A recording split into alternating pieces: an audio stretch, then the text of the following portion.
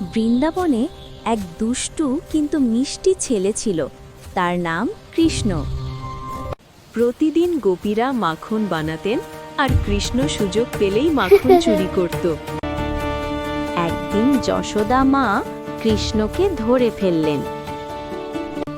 একদিন যশোদা মা দেখলেন যে কৃষ্ণ মাটি তুলে খাচ্ছিল। মা, এটা মাটি নয়, আমার খাবার। শ্রীকৃষ্ণ, মুখ খোল।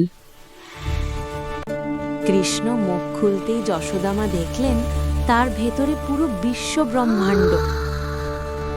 যশোদা মা বুঝলেন এই দুষ্টু ছেলে স্বয়ং ভগবান।